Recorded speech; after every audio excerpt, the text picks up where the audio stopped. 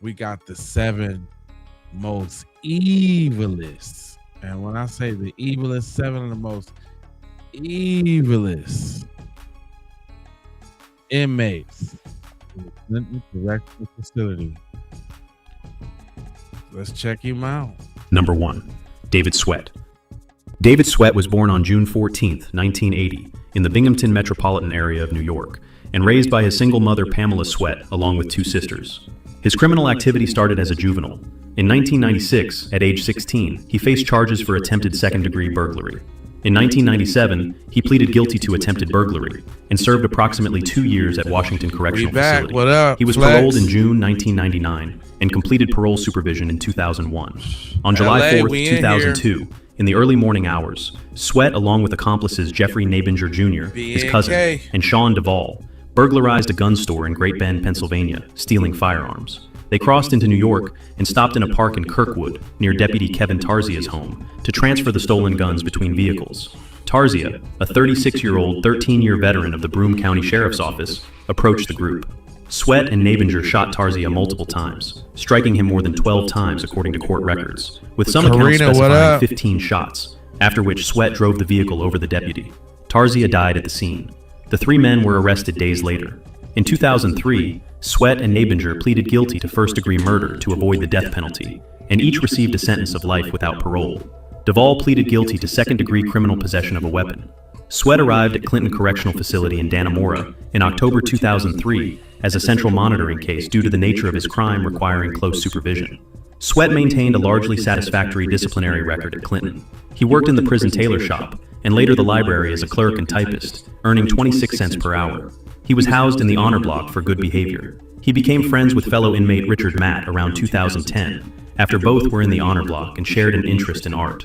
Matt painted and encouraged Sweat to draw and paint. They worked alongside each other in Tailor Shop 1, where they met civilian seamstress Joyce Mitchell. Mitchell developed personal relationships with both men, providing them extra food and engaging in sexual contact with each at different times. Corrections Officer Gene Palmer also formed a close association with them, accepting at least 6 paintings from Sweat and at least 10 from Matt, in exchange for favors, including extra privileges and access. Palmer was known to refer to them as his boys. In September 2014, Sweat was removed from Tailor Shop 1 after prison staff noted his inappropriate relationship with Mitchell. He was reassigned to the library.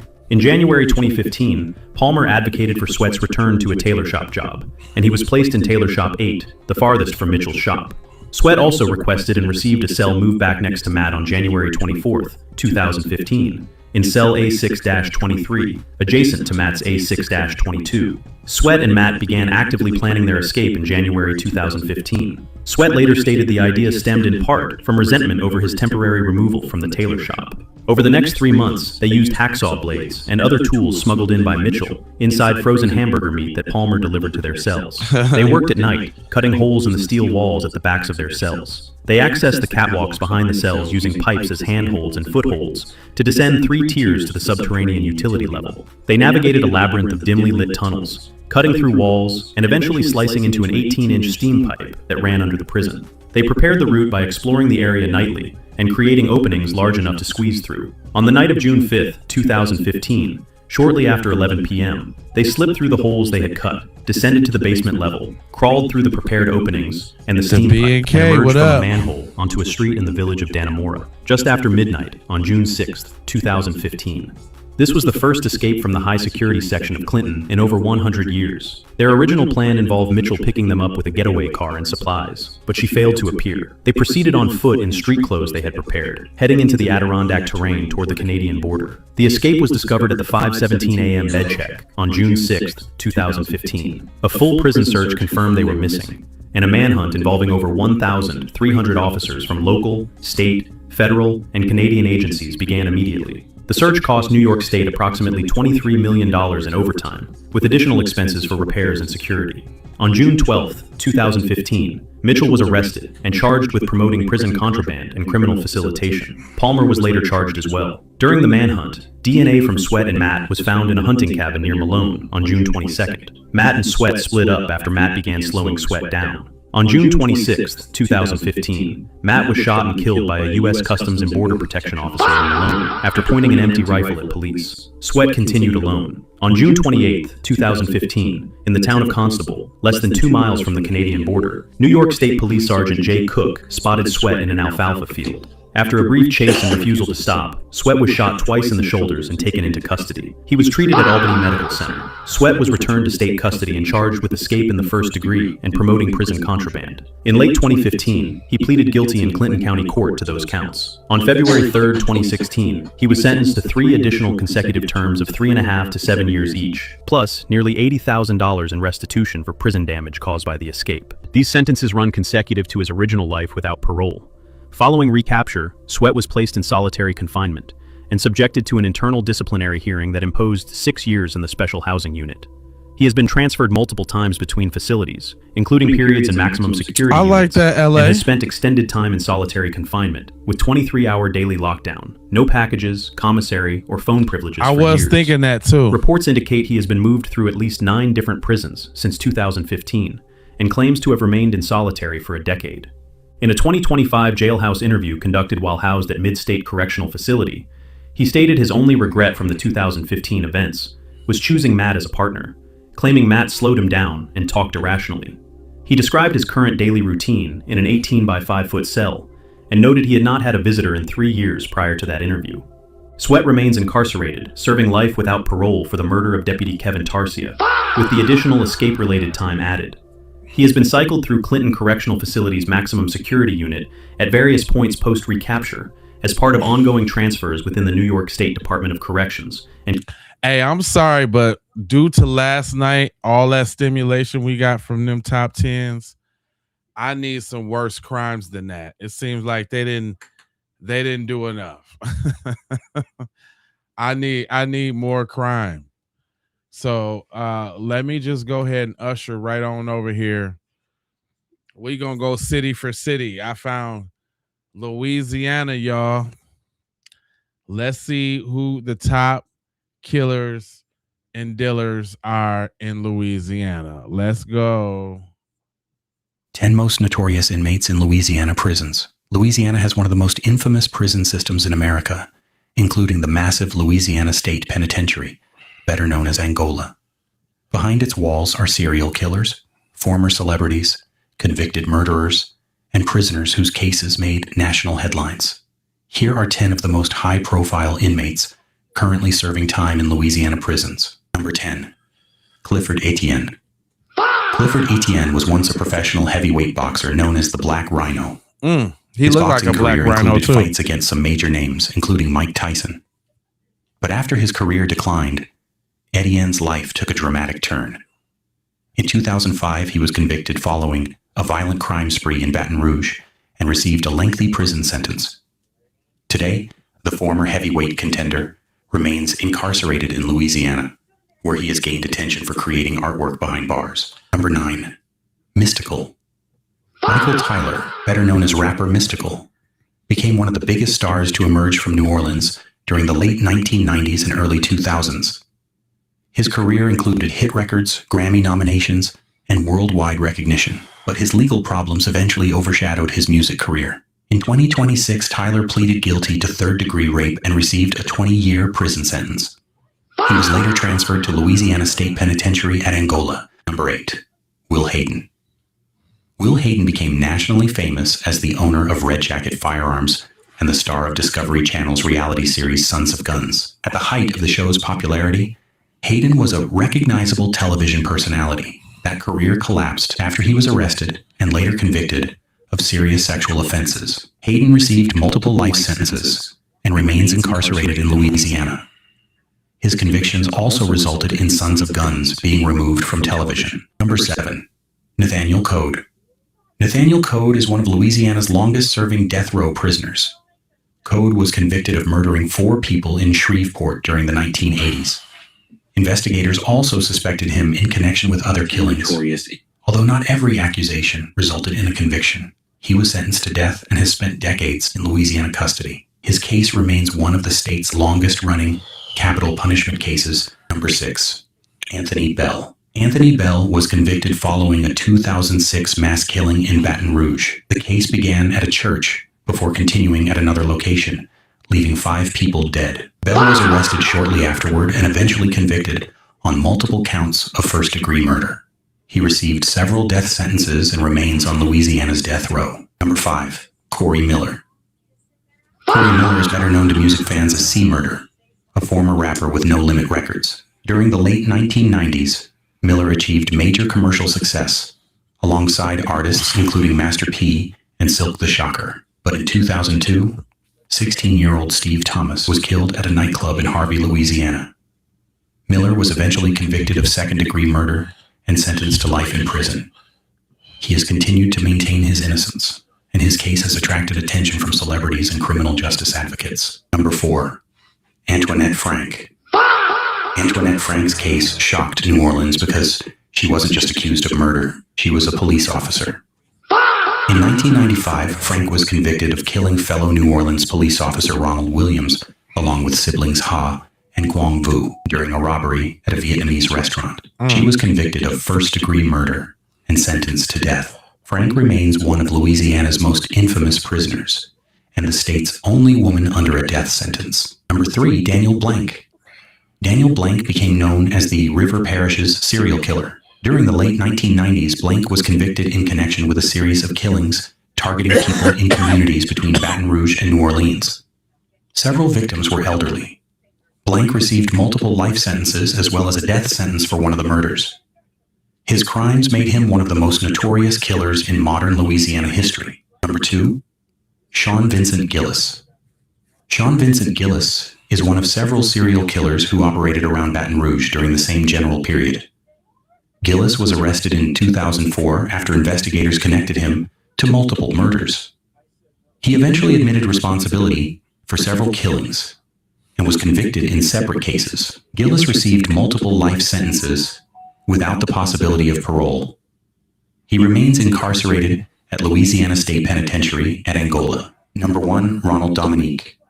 At number 1 is Ronald Dominique, sometimes called the Bayou Strangler.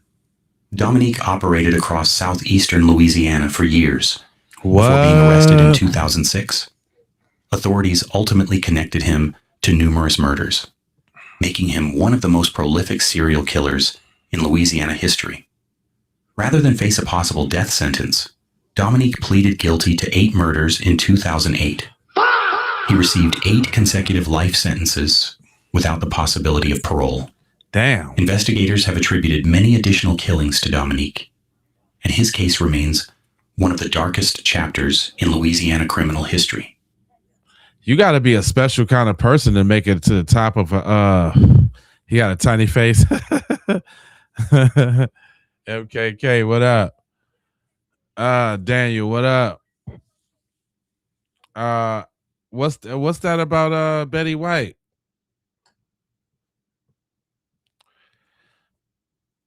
You know what? Let's go to a place that nobody ever thinks about. Nobody ever says anything about Idaho.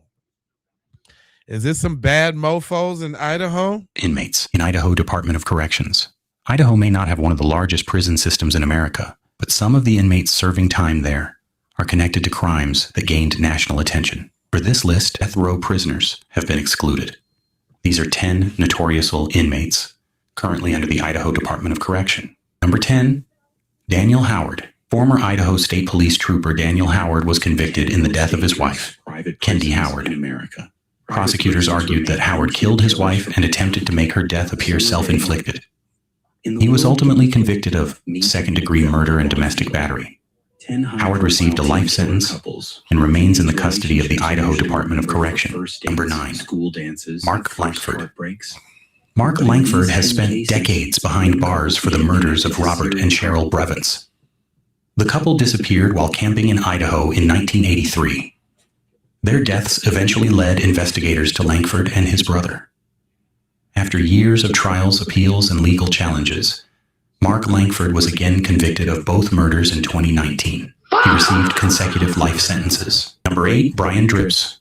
For more than 20 years, the murder of Angie Dodge remained one of Idaho's most infamous cold cases. Another man was originally convicted before DNA evidence eventually cleared him.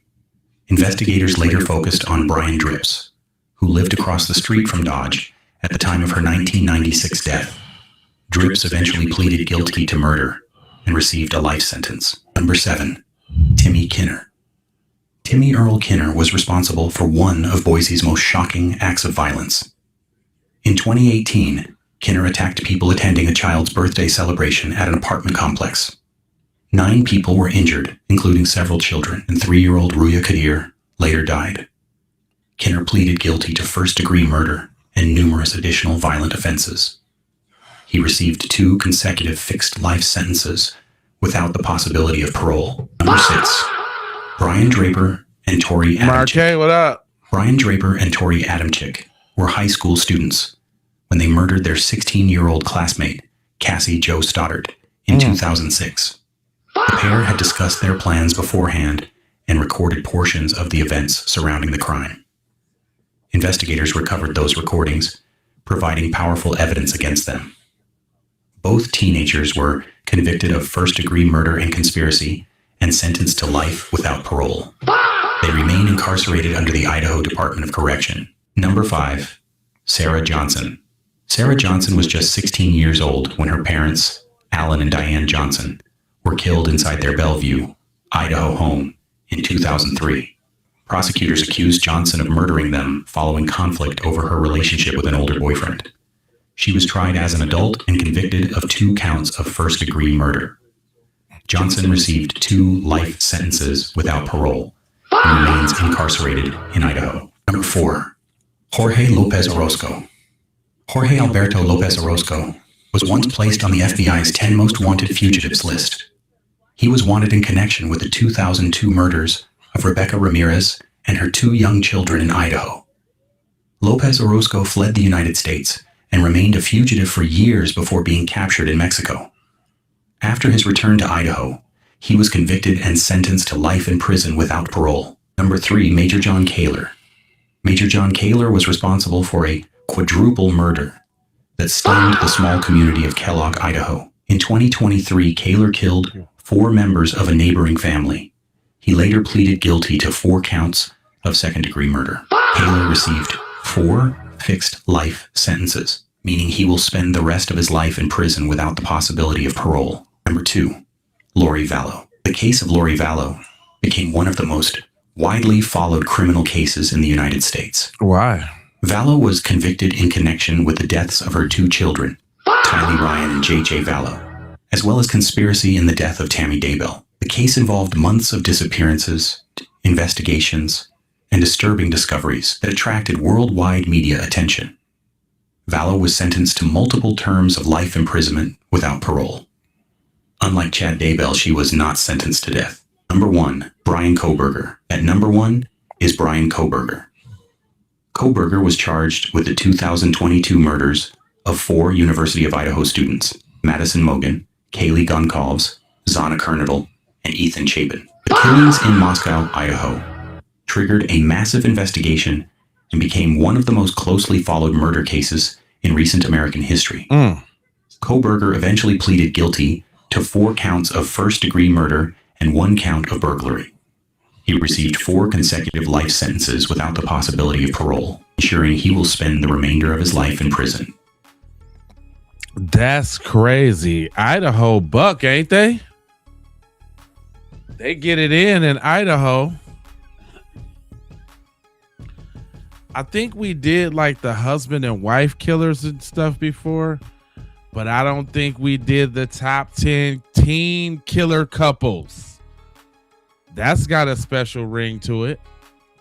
The top 10 teen killer couples. Let's go. 10 high-profile teen killer couples. Teenage relationships are usually remembered for first dates, school dances, and first heartbreaks. But in these 10 cases, young couples became connected to serious homicide cases that made headlines around the world. Some acted together, some blamed each other afterward, and in at least one case, whether one member of the couple was a willing participant remains disputed.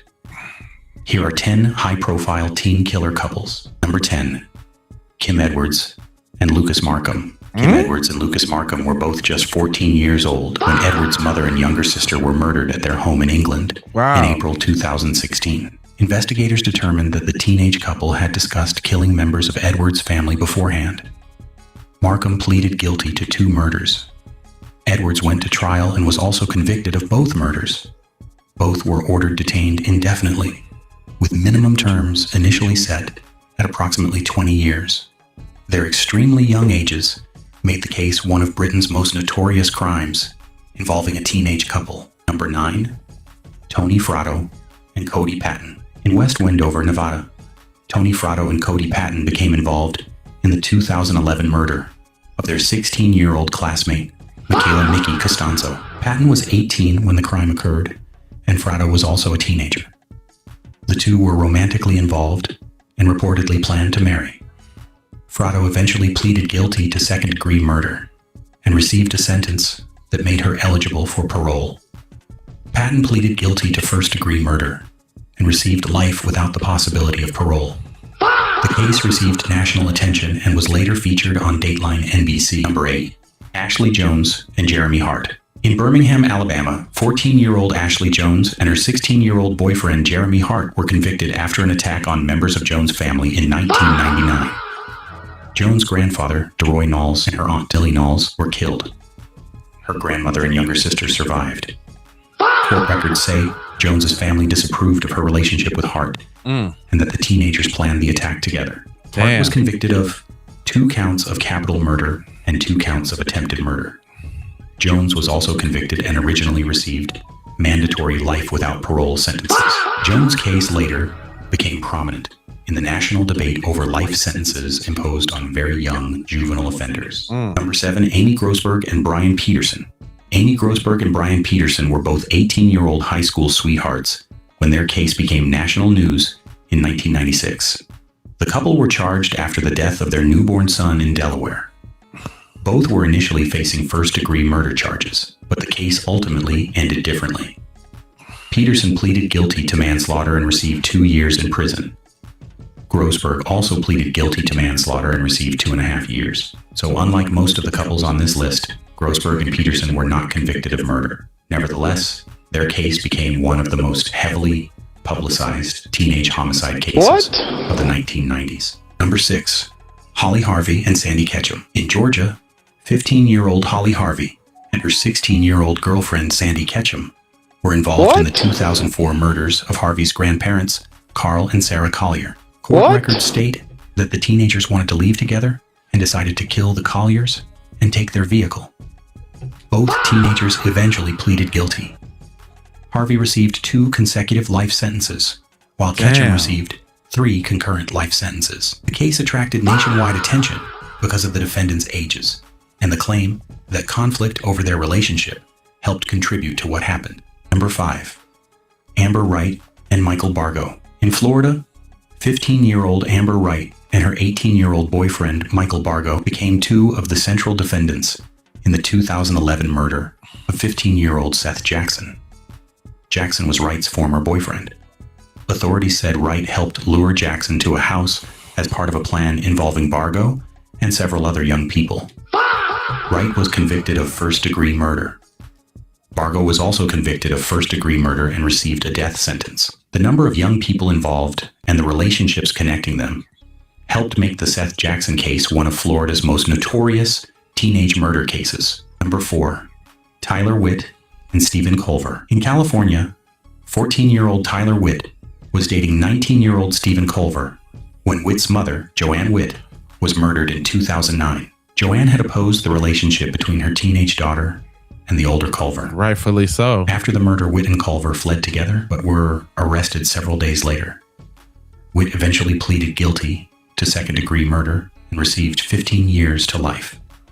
Culver was convicted of first-degree murder and received life without parole. Witt was later granted parole and was released in 2023. Number 3, Aaron Caffey and Charlie Wilkinson. In Texas, 16-year-old Aaron Caffey was dating 18-year-old Charlie Wilkinson when her parents tried to end their relationship. In March 2008, 3 members of Caffey's family were murdered at their home. Teen couples. Her father, Terry Caffey, survived. Investigators concluded that Aaron participated in planning the crime with Wilkinson and others. Aaron accepted a plea agreement and received life sentences, with the possibility of parole after decades in prison. Wilkinson received life without the possibility of parole. The case became nationally known because prosecutors argued that the conflict surrounding a teenage relationship helped set the events in motion. Number 2. Diane Zamora and David Graham. Diane Zamora and David Graham seemed destined for successful futures.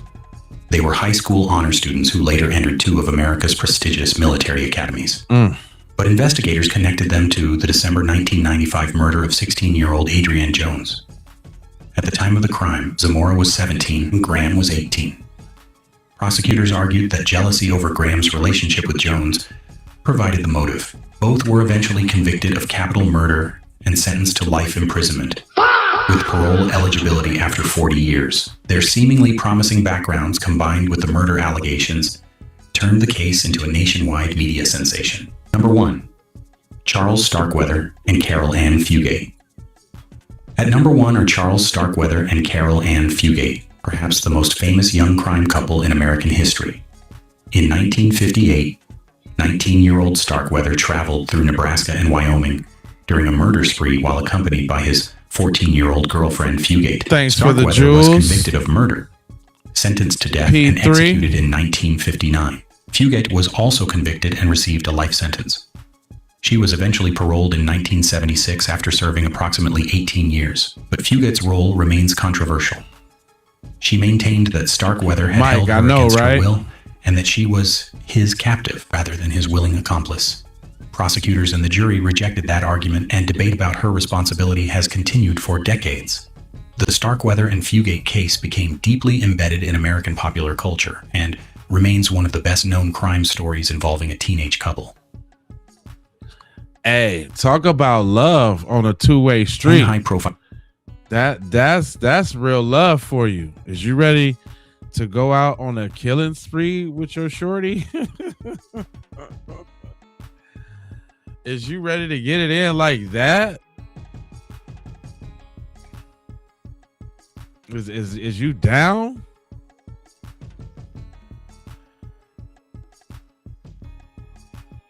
All right, so we getting a little closer to the Midwest.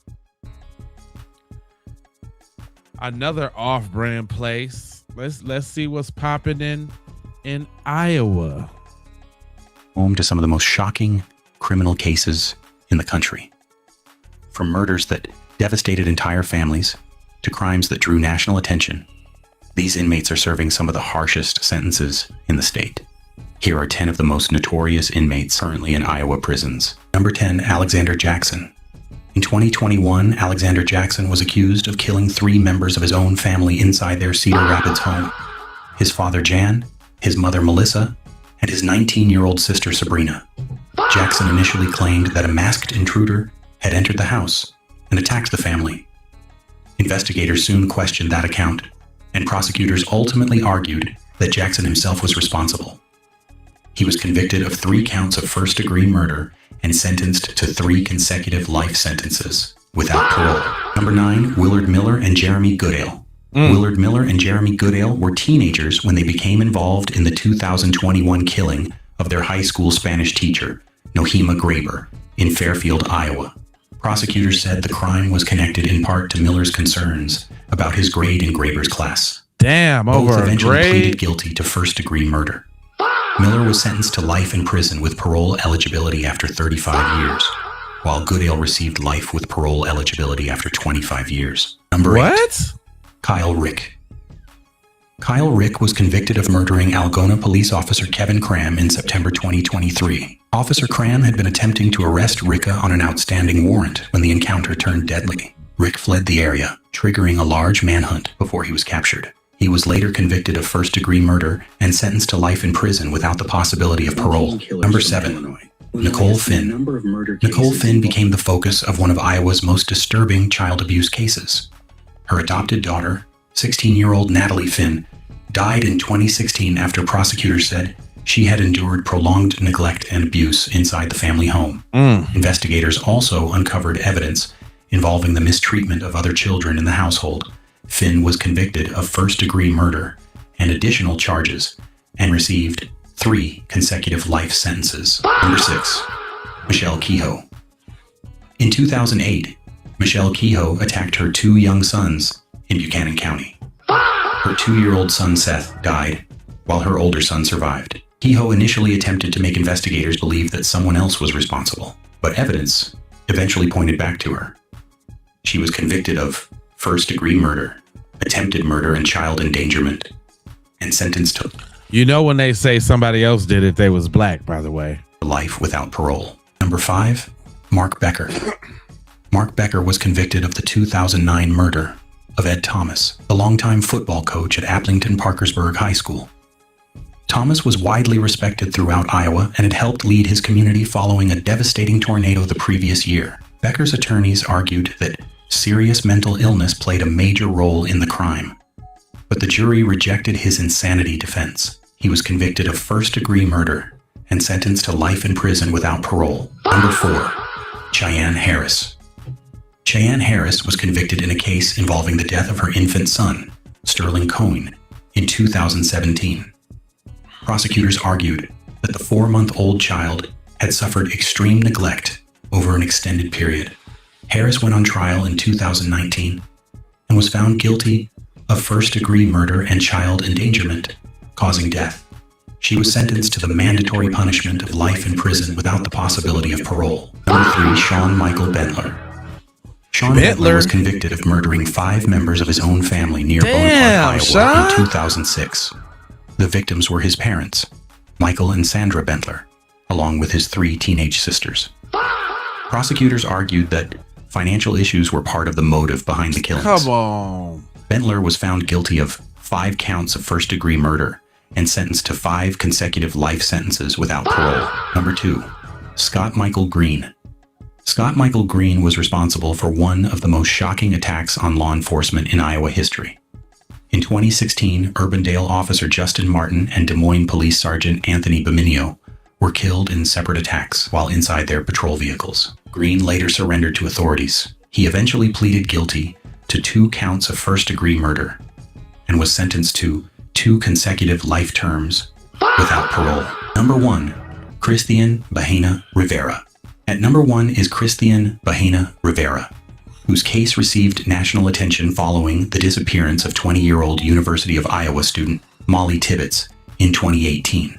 Tibbetts disappeared while out for a run near Brooklyn, Iowa, triggering a massive search. Investigators eventually focused on Bahena Rivera after reviewing surveillance footage showing a vehicle connected to him in the area. He was arrested and later stood trial for first-degree murder. In 2021, a jury found him guilty. Wait a minute. How he get number 1? Hold on. The dude before him had 5 consecutive. So he get. Come on now. I'm noticing the pattern. How he get number 1? Bahena Rivera was sentenced to life in prison without the possibility of parole. What? How he get? He wasn't the craziest in Iowa. He was not. That's whack. Come on, man. That was disappointing to me. If they would have gave me the dude right before him, yeah, okay, he was the top dude, 5 consecutive. Yeah. Your mom, your dad, and your 3 sisters. Yeah, he's the top dude. What are you talking about? Anyway, let's go ahead and go to the one. I know everybody want to see this one. The one everybody be talking about. Let's see who the top teen killers is from Illinois. Ha ha ha. Yeah. Let's do this one. Involving offenders who were still teenagers when they committed their crimes. Some became national headlines, while others led to decades of legal battles over how juveniles should be sentenced. Here are 10 of the most high-profile cases. Number 10, New York's Timothy Buss. Timothy Buss was just 13 years old when 5-year-old Tara Sue Huffman was murdered in Bradley, Illinois in 1981. Damn. Despite his young age, Buss was transferred to adult court, convicted of murder and sentenced to 25 years in prison. He was paroled in 1993 after serving roughly half his sentence. 2 years later, now an adult. Buss murdered 10-year-old Christopher Meyer. Again? He was sentenced to death for the second murder, but that sentence was later commuted to life imprisonment when Illinois cleared its death row in 2003. Number 9. Christian Acevedo. Christian Acevedo was 16 when a shooting outside Benito Juarez Community Academy in Chicago in December 2022 left 2 teenagers dead. The victims were 15-year-old Brandon Perez and 14-year-old Nathan Villegas. 2 other teenagers were wounded. Acevedo eventually pleaded guilty to 2 counts of murder and 1 count of attempted murder. In 2024, he was sentenced to 46 years in prison. Number 8. Regina and Margaret DeFrancisco. Sisters, Regina and Margaret DeFrancisco were 17 and 16 when 22-year-old Oscar Velasquez was murdered in Chicago in June 2000. After the killing, the sisters disappeared, beginning a nearly 2-year fugitive hunt. Their case received national exposure on television programs including America's Most Wanted. Margaret was captured in Illinois in 2002, and Regina was later arrested in Texas. Both were eventually convicted of murder. Regina received 35 years. Margaret originally received 46 years, although her sentence was later overturned under juvenile sentencing law. Straight up. And she was resentenced to 30 years. Number 7, Clifford Baker. Clifford Baker was only 15 years old when he murdered 2 neighbors, John Michael Mike Mann and Deborah Tish, in Farina, Illinois, in August 2010. Baker was prosecuted as an adult and convicted of 2 counts of first-degree murder, as well as home invasion. He originally received mandatory life sentences. Because he had been a juvenile at the time of the murders, those sentences were later overturned. After a new sentencing hearing, Baker ultimately received an aggregate sentence of 85 years in prison. Number 6. Eric Robles. In April 1993, 17-year-old Eric Robles became involved in the murders of his parents, Peter and Diana Robles, inside their Bartlett home. Prosecutors said Robles recruited his high school classmate Sean Helgeson to participate in the killings. A jury found Robles guilty, but mentally ill. He was sentenced to natural life imprisonment, and his case later became another example of the complicated legal questions surrounding extreme sentences imposed on juvenile offenders. Number 5. Stephen Feel. Stephen Feel was 17 when he murdered 13-year-old Hillary Norskog in 1993. While Feel was awaiting trial and free on bond, the case took another shocking turn. In 1995, after Feel had turned 18, he murdered his own brother. Feel ultimately pleaded guilty to both murders and received life imprisonment without parole. His case continued through the Illinois court system for years, including litigation connected to what his parents knew about his behavior before the first murder. Number 4. John Granat Jr. John Granat Jr. was 17 years old when his parents, John and Maria Granat, were murdered at their home in Palace Township in September 2011. Granat initially called 911 and reported finding his parents dead. Investigators soon began questioning his account. Granat and several friends were eventually charged in connection with the double murder. He was convicted of both killings and in 2017 was sentenced to natural life in prison. Number 3. David Biro. In 1990, 16-year-old David Biro, then a student at New Trier High School, murdered Nancy and Richard Langert inside their Winnetka home. I know, B, straight Nancy up. was pregnant at the time. The case became one of the Chicago suburbs' best-known murder cases and was later examined by programs including CBS's 48 Hours. Biro was convicted of the murders as well as the intentional homicide of Nancy's unborn child and received life imprisonment. Number 2. Eliza Wozni. Eliza Wozni was 16 years old when she murdered 34-year-old Uber driver Grant Nelson in Lincolnwood in May 2017. Wozni had summoned Nelson through the rideshare service shortly before the attack. The apparently random nature of the crime attracted national attention. She was charged as an adult with first-degree murder. In 2020, Wozni pleaded guilty and was sentenced to 27 years in prison. Number 1. Sarah Kolb. At number 1 is Sarah Kolb, one of the most widely known juvenile murder cases in Illinois history. Kolb was 16 years old when her classmate Adrienne Reynolds, also 16, was murdered in the Quad Cities area in January 2005. Another teenager, Corey Gregory, was also involved in the crime. Kolb's first trial ended with a deadlocked jury, but at her second trial, she was convicted of first-degree murder and concealment of a homicide. Good. She ultimately received an aggregate 53-year prison sentence. The Adrienne Reynolds case generated extensive national coverage and remains one of the most notorious Illinois murder cases involving teenage offenders. Now, I'm going to say, I'm quite surprised. Yes, no King Von. I just knew that it was going to be some Negralises on that list. I am totally surprised. Yes, Flex, you got me there. I'm with you, brother. I just knew it was some quote unquote serial killers in Chicago. I just knew. Turns out not the case, huh? Interesting. You will be surprised, I must say. I didn't think that it was going to be a lot of black people in Louisiana like that, like it was too. But them dudes is cutting up down there in Louisiana. All right, so look, let's keep it rolling. I love these, man. This is what it do. 10 high-profile female inmates in New York City. New York City. Let's get it all the way in. Prison system houses women connected to some of the state's most widely reported criminal cases. What? From nationally known murder trials to crimes that dominated New York headlines. Here are 10 high-profile female inmates currently serving sentences in New York. Joy Powell is a Rochester pastor and activist who became the focus of controversy following multiple criminal convictions. She received a lengthy prison sentence for burglary and assault, and was later convicted of second-degree murder in a separate case. Powell and her supporters have continued to challenge the circumstances surrounding her convictions, making her case unusually controversial.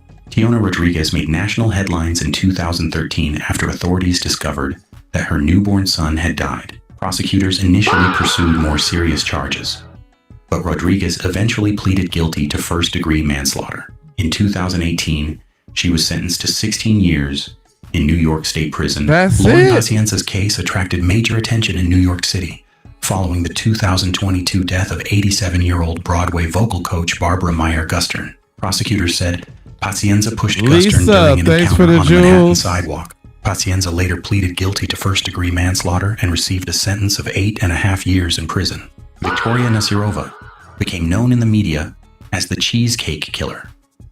Prosecutors said Nasirova attempted to poison a woman who closely resembled her before stealing identification and other belongings from the victim. A Queens jury convicted her of attempted murder, and in 2023 she was sentenced to 21 years behind bars. Laura Rideout was convicted in connection with the 2016 murder of her estranged husband, Craig Rideout, near Rochester. Prosecutors argued that she participated in a plan involving members of her family following a bitter separation and custody dispute. The case received national television coverage. Rideout was convicted of second-degree murder and received a sentence of 25 years to life. Ashley Wade was convicted in one of the Bronx's most disturbing and widely reported murder cases. In 2015, Wade killed her childhood friend, Angelique Sutton, who was pregnant at the time, and took Sutton's newborn baby. Wade was convicted of second-degree murder and kidnapping and received a sentence totaling 40 years to life. Nixalis Santiago was the mother of 7-year-old Nix Mary Brown, whose 2006 death became one of New York City's most notorious child abuse cases. The investigation exposed serious questions about whether authorities could have intervened earlier. Santiago was convicted of first-degree manslaughter and several related charges, and was sentenced to 43 years in prison. Jocelyn Ortega was working as a nanny for the Krim family in Manhattan when 2 children in her care, 6-year-old Lucia and 2-year-old Leo, were killed in 2012. The case shocked New York City and received extensive national coverage. Ortega was convicted of 2 counts of first-degree murder and sentenced to life in prison without the possibility of parole. Lacey Spears was convicted in the 2014 death of her 5-year-old son, crazy Garnet. as cat shit. Prosecutors argued that Spears deliberately caused her son's medical problems while presenting herself online as the devoted mother of a seriously ill child. The case became one of America's most widely discussed examples of medical child abuse. Spears was convicted of second-degree murder and sentenced to 20 years to life. Pamela Smart remains one of the most famous women incarcerated in New York. What? In 1990, Smart's husband, Greg Smart, was murdered inside the couple's New Hampshire home. Investigators eventually uncovered a plot involving Smart and several teenagers, including a teenage boy with whom she had formed an inappropriate relationship. Smart was convicted of conspiracy to commit murder, accomplice to first-degree murder, and witness tampering. She received a mandatory sentence of life in prison without parole. Damn, they getting it in. Up in New York. I'm flipping through the states, right? On Georgia death row, all inmates on Pennsylvania death. Okay, so look, let's Pennsylvania, cornfields, Amish. Who is the people on death row in Pennsylvania? Is there danger in Pennsylvania? All inmates on Pennsylvania death row. As of August 2026, here are the crimes behind Pennsylvania's death sentences, presented alphabetically by last name. Devon Anderson was sentenced to death for murdering Kaylee Lyons, one of 3 victims connected to his case. Orlando Baez was sentenced to death for the 1987 murder of Janice Sissy Williams. Michael Ballard was sentenced to death for murdering his former girlfriend and 3 members of her family in 2010. Richard Baumhammers was sentenced to death after killing 5 people during a racially motivated crime spree in 2000.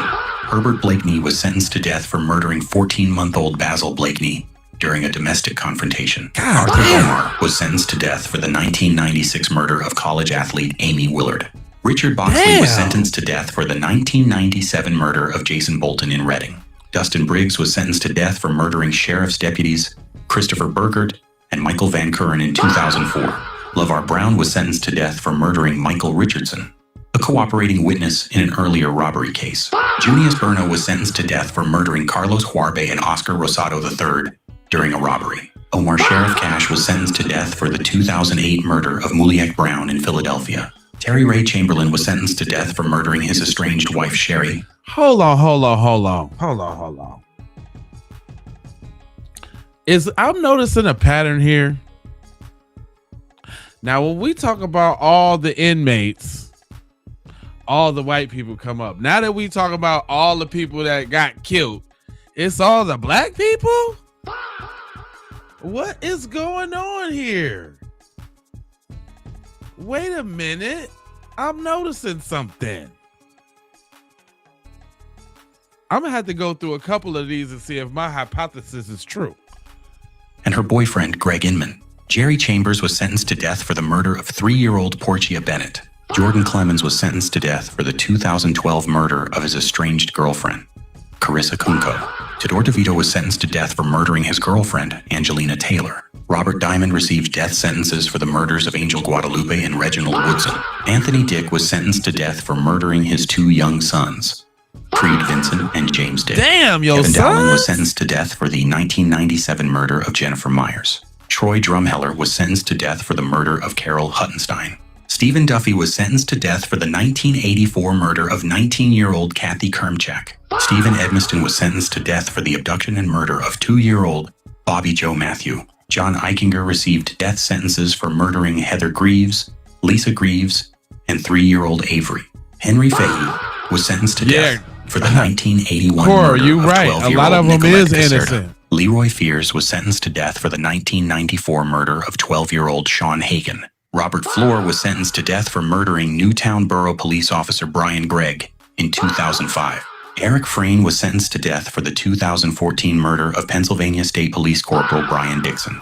Randy Haig was sentenced to death for arranging and participating in a contract killing tied to drugs and money. Kenneth Hairston was sentenced to death for murdering his wife Catherine and their 14-year-old son Sean. Patrick Haney was sentenced to death for the 2011 murder of 4-year-old Trenton St. Clair. Sheldon Hannibal was sentenced to death for the murder of Peter LaCourte.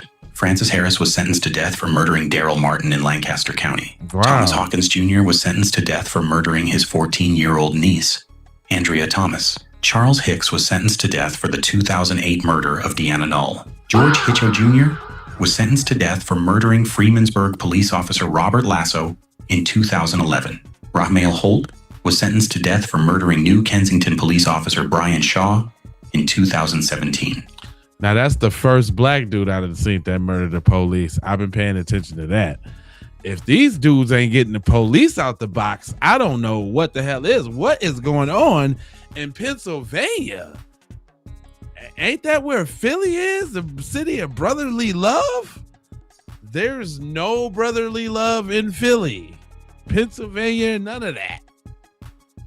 Robert Hughes received 2 death sentences for murdering 2 McDonald's employees during a 1989 robbery. Timothy Jacoby was sentenced to death for murdering Monica Schmeier during a robbery at her home. Christopher Johnson was sentenced to death for murdering Wildlife Conservation Officer David Grove in 2010. Harv Johnson was sentenced to death for the 2008 murder of 2-year-old Derisabel Baez. Another thing to consider, though, we've seen a lot of faces, right? A lot of people who got put to death for a death. So, like, for every person you see, like 1 to 2 to 3 to 5 people done died. This is a lot of people just getting out the box.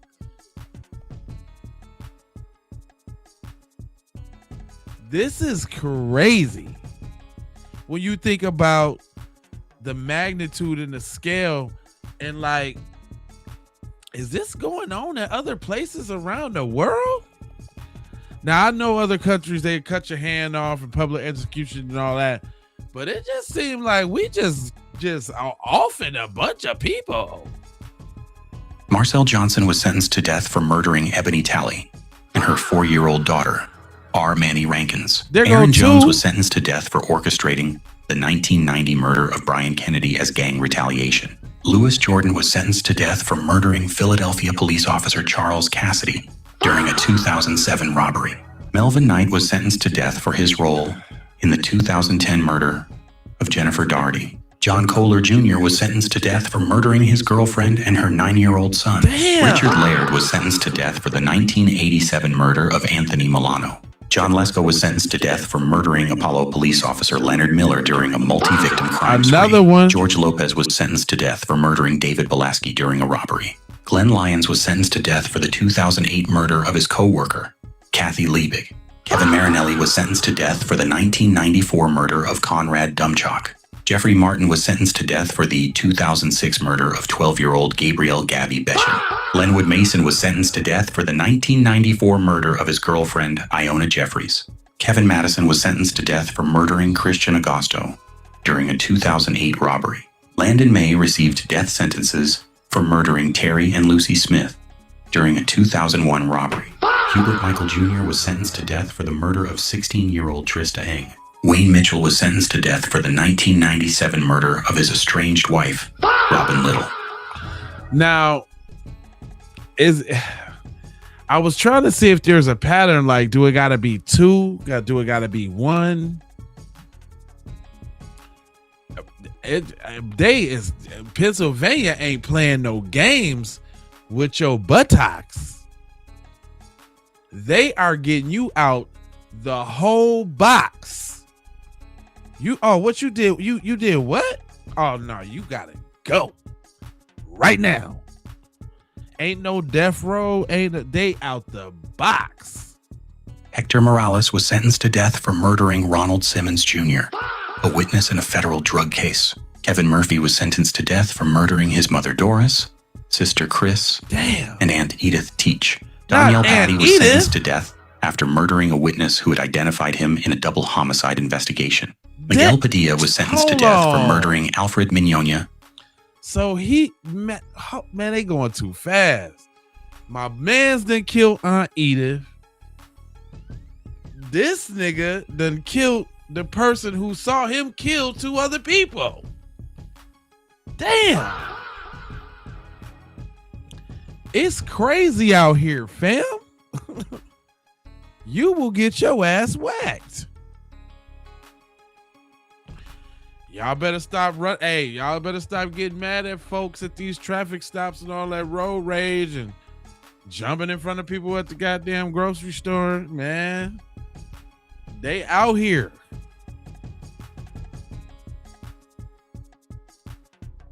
Damn.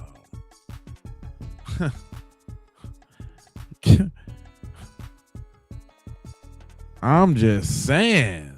Frederick Rickabaugh and Stephen Heiss in Altoona. Michael Parrish was sentenced to death for murdering his girlfriend, Victoria Adams, and their young son, Sidney. Maurice Patterson was sentenced to death for ordering the murder of Eric Sawyer, whom he believed was cooperating with police. Albert Perez was sentenced to death for murdering Ducheliz Diaz Santiago and her young daughter, Kayla. Carla Philiston was sentenced to death for murdering Philadelphia police officer Robert Hayes during a 1993 traffic stop. Michael Pierce received 3 death sentences for murdering his mother, father, and grandmother. Not Granny! Deliberately set fire. Richard Poplawski was sentenced to death for murdering Pittsburgh police officers Eric Kelly, Stephen Mayle, and Paul Shulo. Michael Pruitt was sentenced to death for the 2002 murder of Greta Googler in Berks County. Anthony Reed was sentenced to death after committing 2 gang-related murders 6 days apart in Philadelphia. Cletus Rivera was sentenced to death for murdering Reading police officer Scott Wirtz. Cletus! William Rivera was sentenced to death for a Philadelphia murder committed during a carjacking and robbery. Auntie Anne Robinson was sentenced to death for the 1996 murder of Rashawn Bass. Harvey Robinson was sentenced to death for murdering Jessica Jean Fortney, one of 3 people he killed.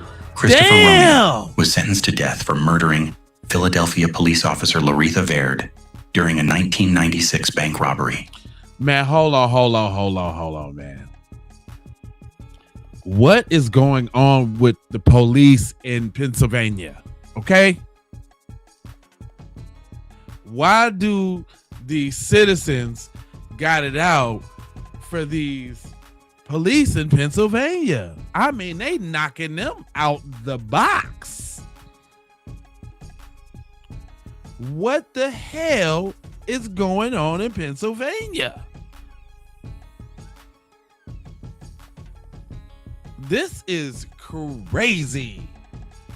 And you think Pennsylvania is inconspicuous and shit. Like, what? And then the police ain't got a damn chance in Pennsylvania.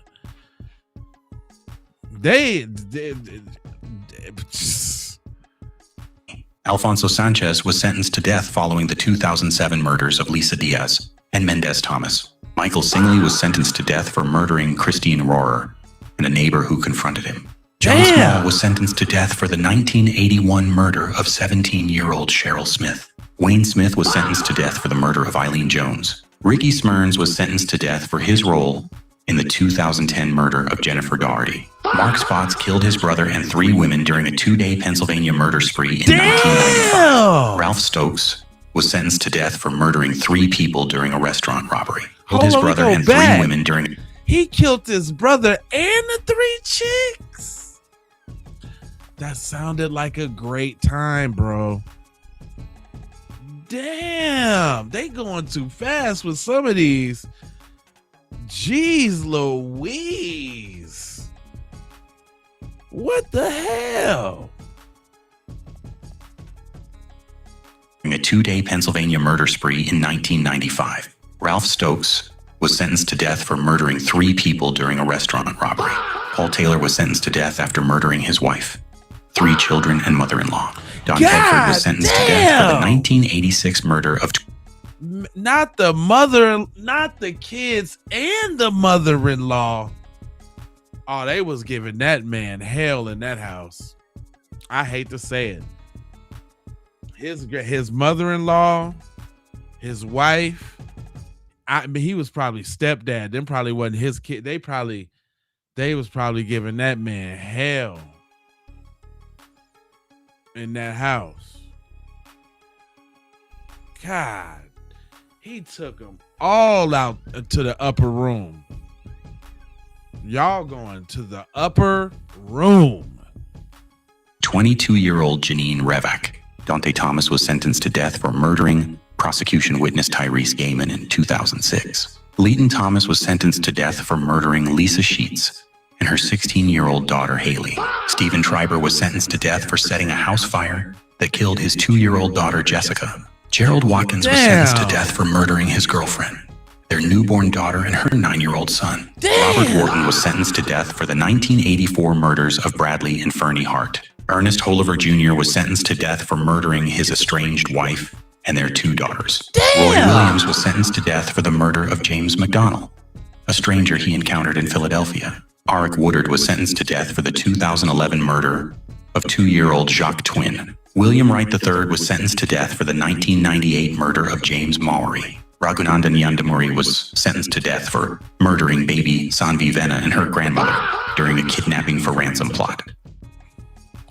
Man, Pennsylvania is off the meat rackalypse. Gee, I ain't even know about Pennsylvania like that. I'm gonna keep it real with you. Bill, what up? Who that? KL, what up? KL, yay?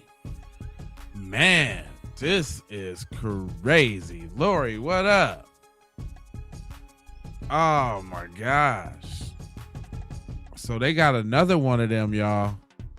I know that I know for one, I know it's gonna be I don't know. I have been surprised to see what I've been seeing so far. This is crazy. And talk about the dopamine hit. This rapid fire crime, I didn't ran up on the crime gold mine. This is it. God.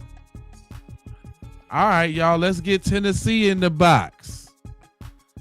Let's see what Tennessee do on the death row side of the game. Tennessee death row. Their cases span more than 4 decades, from murders committed in the early 1980s to a triple murder committed in 2021. These are all 42 inmates currently under a Tennessee death sentence and the crimes that put them there. John Bain was convicted of felony murder for the 1988 killing of Royce Frazier. Prosecutors proved that Frazier was murdered during a robbery. Bain's original death sentence was overturned, but a second jury again sentenced him to death. Andre Bland was sentenced to death for the 1992 murder of Untrained Sanders in Memphis. Sanders was killed during an attempted robbery, and Bland was ultimately convicted of first-degree murder and especially aggravated robbery. Kevin Burns was convicted of 2 felony murders committed during a 1992 robbery. The victims were Damon Dawson and Tracy Johnson. Burns received life imprisonment for Johnson's murder, but was sentenced to death for killing Dawson. Tony Carruthers was convicted of the 1994 kidnapping and murders of Marcellos Anderson, Frederick Tucker, and Deloy Anderson in Memphis. He received death sentences for the triple murder and remains condemned following a halted execution attempt in May 2026. Preston Carter, who has also used the name Akil Jahi, pleaded guilty to the felony murders of Thomas and Tensia Jackson. The couple was killed during an aggravated burglary in Shelby County in May 1993. Tyrone Chalmers was convicted of murdering Randy Allen in Memphis in August 1994. Allen was robbed during the crime, and Chalmers was convicted of felony murder and especially aggravated robbery before receiving a death sentence. Cedric Clayton received 3 death sentences for a 2012 triple murder in Memphis. Clayton killed his girlfriend, Bashea Fisher, along with Fisher's mother and father, following a confrontation at the family's home. Lamarcus Davidson was sentenced to death for the 2007 murders of Channon Christian and Christopher Newsom.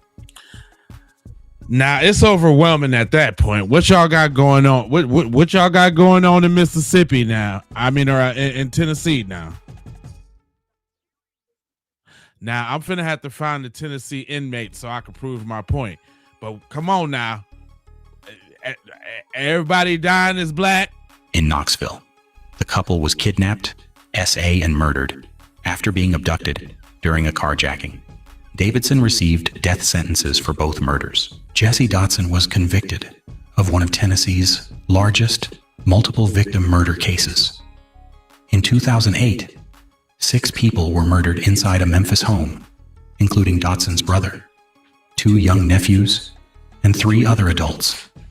3 additional children survived the attack. Sean Finnegan is one of the more recently sentenced Tennessee death row prisoners. He was convicted of kidnapping, SA, and murdering 35-year-old Jennifer Paxton in Oak Ridge in 2019.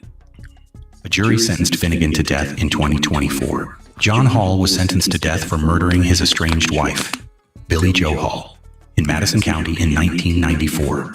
Prosecutors established that Hall deliberately killed her following the breakdown of their marriage. William Hall was convicted alongside Derek Quintero for the 1988 murders of Buford and Myrtle Vester in Stewart County. The killings occurred after Buford. Hall and several other prisoners escaped from the Kentucky State Penitentiary. James Hawkins was convicted of murdering Charlene Gaither, his longtime girlfriend, and the mother of his children, in Memphis in 2008. Hawkins was also convicted of offenses connected with attempting to conceal what had happened afterward. Kenneth Henderson was already an inmate at the Fayette County Jail when he planned an escape in 1997. During that escape, Henderson killed Deputy Tommy Bishop. He later pleaded guilty to first-degree murder and was sentenced to death. Laurie, Henry thanks for Hodges the was jewels. sentenced to death for the murder of telephone repairman Ronald Bassett during a robbery in Davidson County in 1990. Bassett had been working when Hodges encountered him and committed the robbery and murder. David Ivey received a death sentence for the 2001 murder of his former girlfriend, Lakeisha Thomas, in Memphis. A jury convicted Ivey of premeditated first-degree murder after prosecutors established that the killing was intentional. Nicholas Johnson was sentenced to death for murdering Bristol police officer Mark Vance in 2004. Vance had responded to a disturbance when he was killed. Johnson was convicted of first-degree murder and sentenced to death in 2007. Henry Lee Jones was convicted of murdering Clarence and Lillian James, an Clarence. elderly married couple in Bartlett, in 2003. This nigga done The killed murders were Clarence. committed during a robbery of the couple's home.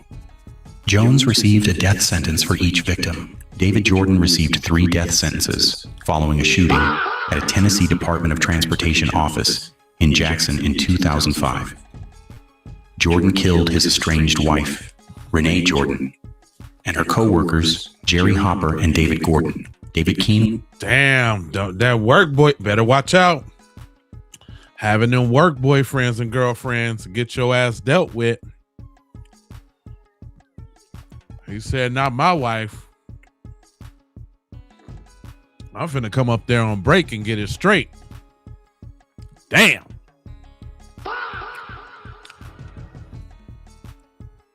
was sentenced to death for the 1990 murder of Ashley Nicole Reed, the 8-year-old daughter of his girlfriend. What?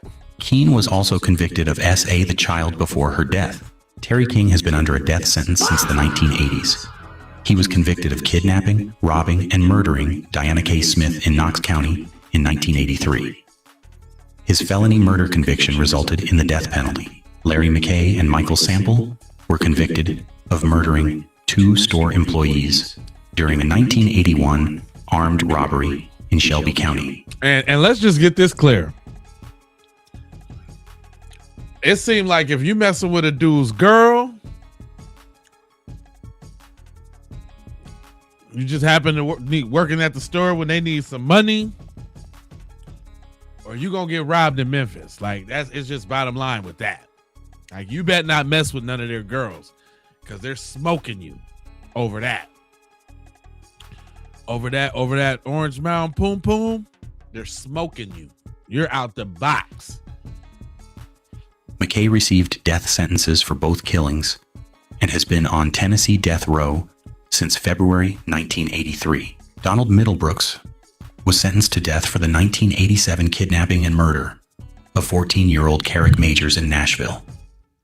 Prosecutors presented the killing as a racially motivated attack. Middlebrooks was convicted of first-degree murder and aggravated kidnapping. Ershawn Miller was sentenced to death for murdering Oh, I got somebody. What you say? You follow me over here from Facebook, because I'll be over there giving y'all that business. Y'all see him, y'all? Young Eagle. I saw your racist comments on Facebook and figured you'd have a low IQ YT channel as well. Boy, I told you I'd be having them on Facebook going crazy. My boy had to come up. Well, slow your roll now. I let you say what you want to say over here. Just don't get too far out the pocket, boy. Or we have to put you down now. Daniel's son, thank you for the jewels, homeboy. Melissa's, I see you.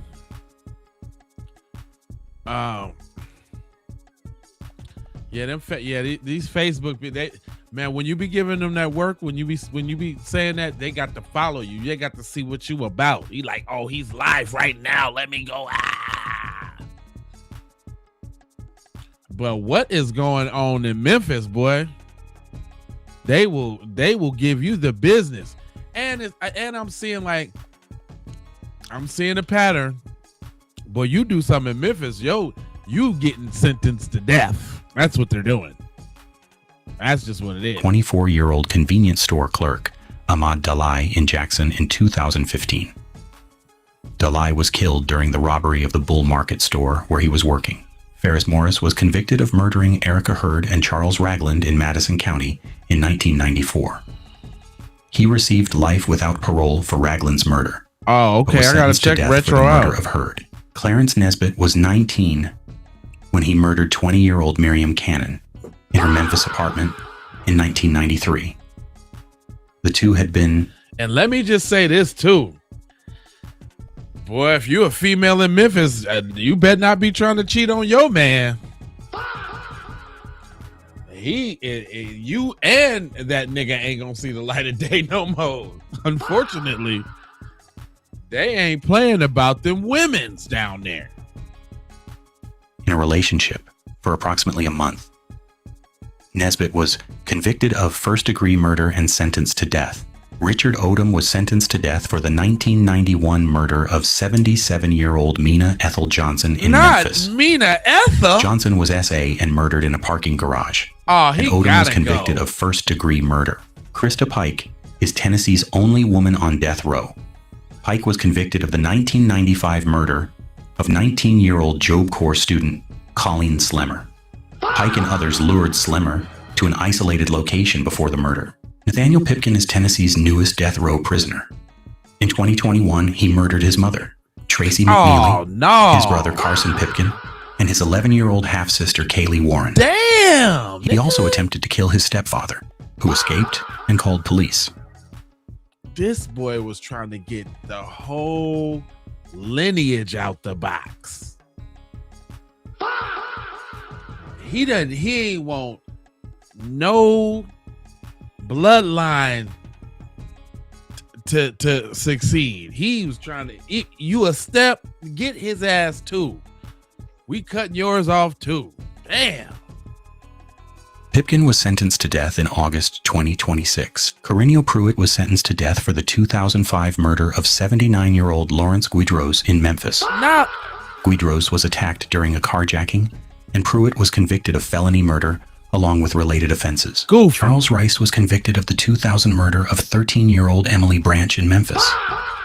Branch had disappeared after leaving home, and Rice was subsequently convicted of her SA and murder and sentenced to death. See, that's one of them questionable ones. Whenever it's the inconclusive ones, see, he might have been one of them brothers that got that exoneration due to DNA evidence or something like that. You know what I'm saying? That's a questionable one. Michael Rimmer was sentenced to death for murdering his former girlfriend, Richie Ellsworth, in 1997. Ellsworth disappeared while working at the Memphis Inn. Rimmer was convicted of her murder as well as aggravated robbery. Gregory Robinson was convicted in the 1997 kidnapping and murder of Vernon Green in Memphis. Not Vernon! Prosecutors argued that Robinson ordered and helped organize the gang-related killing, making him criminally responsible. Vernon Green? Ain't that Ernest's brother? Damn, ain't nobody told me nothing. Even though others participated directly, William Rogers was sentenced to death for the 1996 kidnapping, SA, and murder of 9-year-old Jackie Beard in Clarksville. Rogers had approached the child while pretending to be a police officer. Damn. Vincent Sims was convicted of murdering Forrest Smith during a 1996 burglary in Memphis. The jury found Sims guilty of premeditated first-degree murder as well as especially aggravated burglary and sentenced him to death. Jonathan Stevenson was sentenced to death for the murder of his wife, Lisa Stevenson. Prosecutors proved that the 1989 killing was part of a murder-for-hire plot that Stevenson helped arrange. Dennis Suttles received a death sentence for murdering his former girlfriend, Patricia Gale Rhodes, in Knoxville in 1996. The killing occurred outside a restaurant, and Suttles was subsequently convicted of first-degree murder. Good. Gary Sutton was sentenced to death for the 1992 murder of his friend Tommy Griffin in Blount County. Damn. Sutton and co-defendant James Dellinger were convicted Not together. the friend. Sutton had also been convicted of another murder involving Griffin's sister. Heck Tran was convicted of 3 murders committed during a 1987 robbery at a Memphis restaurant where he had previously worked. The victims were Arthur Lee, Kai Ying Chui, and Manyin Huang Li. Stephen Wiggins was sentenced to death for murdering Dixon County Sheriff Sergeant Daniel Baker in 2018. Baker had stopped a stolen vehicle being driven by Wiggins when the encounter turned deadly. Wiggins received 2 death sentences. Howard Willis was convicted of murdering teenage newlyweds Adam Christmer and Samantha Lemming Christmer Not the in 2002. newlyweds. Willis knew the young couple, and a Washington County jury eventually convicted him of both murders and imposed 2 death sentences. And you couldn't get them no wedding gift, or that's how you reward them for getting married, you scumbag. Jeez Louise. You done took them, you done dropped them out the box.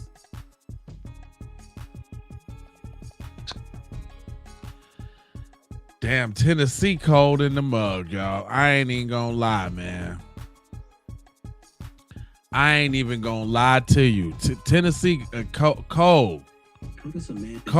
Cold-blooded. Tennessee is cold-blooded, brother. All right, well, let's swing it all the way back. Y'all already know this one gonna be good. It's always something popping off in Florida. So let's see what the teens do in Florida then. 10 teens convicted of murder. In Florida, Florida has seen some of the most disturbing juvenile murder cases in American history. Some received decades behind bars, all right, let me while find others it. were originally sentenced to spend the rest of their lives in prison. Here are 10 teens convicted of murder in Florida. Number 10, Morgan Leopard. Morgan Leopard was just 15 years old when 66-year-old James Stewart was murdered in Putnam County in 2008. Prosecutors said Leopard and her adult boyfriend, Toby Lowry, were responsible for the killing. Leopard was convicted of first-degree murder, robbery with a deadly weapon, and burglary. She originally received life without parole, although her sentence was later reconsidered because she had been a juvenile at the time of the crime. Number 9, Crystal That's Maestas. one of your favorite sayings. Crystal Maestas was 16 when she became involved in the 1999 murder of Cordell Richards in Okaloosa County. Jay, what up? Maestas was prosecuted as an adult and convicted of first-degree felony murder and armed kidnapping. She initially received consecutive life sentences.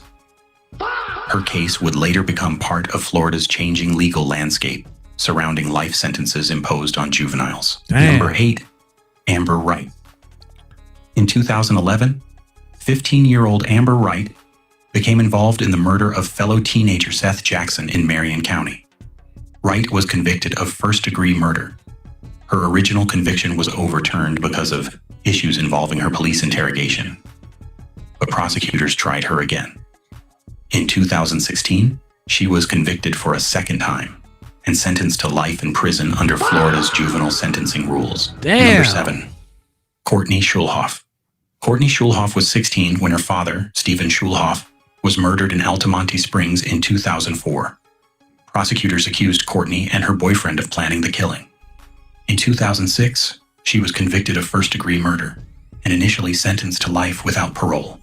Following major changes in juvenile sentencing law, she was eventually resentenced to 40 years in prison. Number 6, Nathaniel Brazil. Nathaniel Brazil was only 13 years old when teacher Barry Grunow was killed at Lake Worth Middle School in 2000. Brazil was prosecuted as an adult, but was ultimately convicted of second-degree murder rather than first-degree murder. He received a 28-year prison sentence followed by probation. Number 5. Valessa Robinson. Valessa Robinson was 15 when her mother, Vicki Robinson, was murdered in Tampa in 1998. Although prosecutors pursued a first-degree murder case, the jury convicted Valessa of third-degree murder. She was sentenced to 20 years in prison and was released in 2013 after serving roughly 15 years. Number 4. Rod Farrell. Rod Farrell was 16 when Richard Wendorf and Naomi Queen were murdered in Eustis in 1996. Farrell pleaded guilty to 2 counts of first-degree murder and was originally sentenced to death. Because he had been a juvenile at the time of the killings, the Florida Supreme Court later ruled that his death sentence could not stand. His punishment was reduced to life imprisonment. Number 3, Joshua Phillips. Joshua Phillips was 14 years old when 8-year-old Maddie Clifton disappeared in Jacksonville in 1998. Phillips was later arrested and convicted of first-degree murder. He initially received a mandatory life without parole sentence. After the U.S. Supreme Court changed the rules surrounding mandatory life sentences for juveniles, Phillips was resentenced to life with the possibility of a future judicial review. Number 2, Michael Hernandez. Michael Hernandez was 14 when his classmate, 14-year-old Jaime Gove, was murdered at their Miami area school in 2004. Hernandez was tried as an adult and convicted of first-degree murder and attempted first-degree murder in 2008. He initially received life without parole. His sentence was later revisited because of changes in juvenile sentencing law. Hernandez died in a Florida prison in 2021 at the age of 31. Number 1. Aiden Fucci. Aiden Fucci was 14 when 13-year-old Tristan Bailey was murdered in St. Johns County in 2021. The case received national attention and Fucci was charged as an adult with first-degree murder. In 2023, shortly before his trial was scheduled to begin, he pleaded guilty. Fucci was sentenced to life in prison, with Florida law allowing his sentence to be reviewed after 25 years because he was a juvenile at the time of the crime. Damn, Florida. I couldn't get you. I was looking for Maryland. I'm gonna still find it, but I can get you close though. Let's see what's going down in Virginia. Let's see if Virginia bought it. Inmates currently in Virginia prisons. Virginia abolished the death penalty in 2021, but its prison system still houses some of the most widely recognized convicted killers in the country. From nationally publicized campus cases to crimes that remained unsolved for years, these inmates are serving sentences ranging from decades behind bars to multiple life terms. Here are 10 notorious inmates currently held within the Virginia Department of Corrections. Number 10. Wesley Hadsell. Wesley Hadsell was convicted of murdering his 18-year-old stepdaughter, Angelica A.J. Hadsell, who disappeared from Norfolk in 2015. The case remained unresolved for years before Hadsell was brought to trial. In 2022, he was convicted of first-degree murder, concealing a body, and possessing illegal substances. A Virginia judge sentenced him to life in prison, plus an additional 15 years. Number 9. Natalie Keepers. Natalie Keepers was a Virginia Tech student when she became involved in the 2016 murder of 13-year-old Nicole Lovell. Prosecutors said Keepers helped plan the crime with fellow student David Eisenhower and later assisted in concealing what had happened. A jury convicted Keepers of being an accessory before the fact to first-degree murder. In November 2018, she was sentenced to 40 years in prison. Number 8. David Eisenhower. David Eisenhower was also a Virginia Tech student when Nicole Lovell disappeared from her home in Blacksburg. Investigators determined that Eisenhower had communicated with Nicole before arranging to meet her. He later entered no-contest pleas to charges including first-degree murder, abduction, and concealing a body. Eisenhower received a total sentence of 75 years, with 25 years suspended, leaving him with 50 years to serve. Number 7. Randy Allen Taylor. In 2013, 17-year-old Alexis Murphy disappeared after leaving her home in Nelson County.